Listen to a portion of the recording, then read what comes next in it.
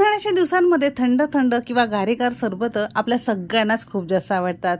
आज आपण असं एक छान थंडगार आणि पौष्टिक सरबत बघणार आहोत। आता हे गारेगार सरबत तुम्हाला फक्त प्यायचंच नाही बरं का, तर पिता पिता खायचं सुद्धा आहे। शिवाय यामध्ये रोगप्रतिकार शक्ती वाढवण्यास हे फळ मदत करतं। यामध्ये विटॅमिन ए, विटॅमिन सी असल्यामुळे आपल्या आजारांना हे दूर करतं। उन्हाळा किंवा पावसाळ्याच्या दिवसांमध्ये व्हायरल आजारांना सुद्धा हे कंट्रोल करतं, जसं डेंग्यू, मलेरिया किंवा कावीळ झालं। किंवा रक्तातील साखरेची पातळी कमी करतं, ज्यामुळे तुमचं डायबिटीस अगदी कंट्रोलमध्ये राहतं। असे बरेचसे गुणधर्म आहे। शिवाय खूप जास्त टेस्टी आणि मस्त सरबत तुमचं हे तयार होतं।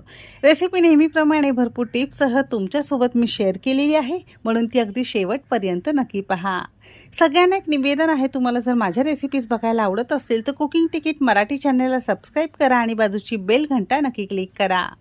चला तर मग वेळ न घालवता रेसिपीला सुरुवात करूया। तर ड्रॅगन फ्रूट सरबत किंवा ड्रॅगन लेमोनेड सरबत